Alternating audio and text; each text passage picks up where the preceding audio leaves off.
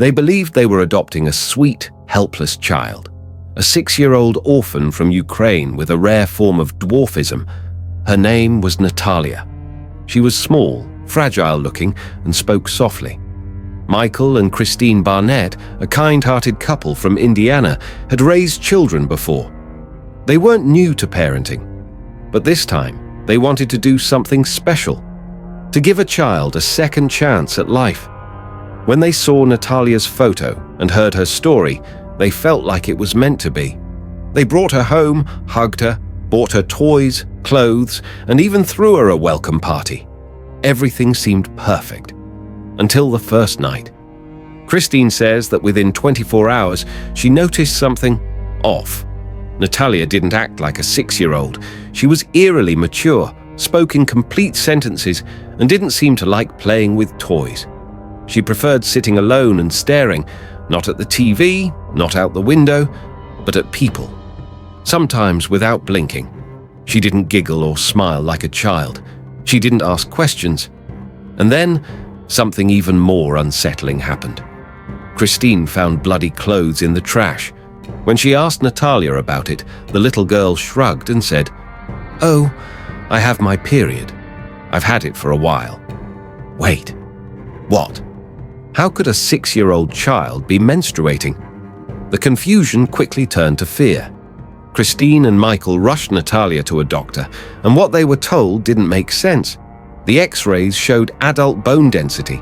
Her teeth were fully developed. She had pubic hair. According to medical professionals, Natalia wasn't 6 years old. She could be anywhere from 18 to 30. The Barnetts were horrified. But that wasn't even the worst part.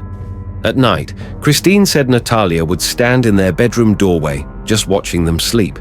She wouldn't speak, just stand there, staring, sometimes for hours. One night, Christine woke up to find Natalia inches from her face. She was holding a kitchen knife. When asked what she was doing, Natalia said, "I want to kill you. I want to stab you while you sleep." After that, things escalated quickly. The family began locking their bedroom doors. Natalia smeared blood on mirrors, tried to poison Christine's coffee with bleach, and once attempted to push her adoptive brothers into an electric fence. She would draw pictures of killing her family and laugh when asked about them. The family no longer felt like they were living with a child. They felt like they were being hunted by a predator in a child's body. Eventually, the Barnetts petitioned the court to legally change Natalia's age from 6 to 22 based on medical evidence. The court approved. They got her an apartment, enrolled her in adult education programs, and tried to move on. But Natalia didn't disappear from their lives. She went to the police. She accused Christine and Michael of abandoning her, claiming she was a child all along. Suddenly, the media was on fire. Headlines screamed about the evil parents who dumped their 6-year-old. The Barnetts were charged with child neglect. They had to prove, all over again, that Natalia wasn't a child, that they were the ones who had been tricked. And the terrifying part, even now, no one is entirely sure how old Natalia really is. Some doctors say she was a grown woman. Others insist she was just a mentally disturbed child with a tragic life. But here's what makes the story unforgettable. Christine said Natalia had acted her age once. Only once. She had let her guard down for a moment and started to speak like a child, giggling and twirling her hair. And then she stopped. She looked at Christine, her face going completely blank. "Oops," Natalia said. "Almost forgot to be a kid again." That moment changed everything. Viewers who later saw the story in the docu-series The Curious Case of Natalia Grace were left speechless. Some said she was a master manipulator, exploiting the kindness of strangers. Others believed she was a deeply traumatized child who needed help, not hate.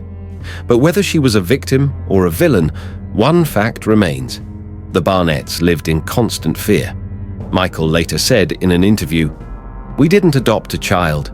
We adopted a sociopath." Natalia's whereabouts are mostly unknown now. She changed her name. She may still be living in the US, possibly even in another family.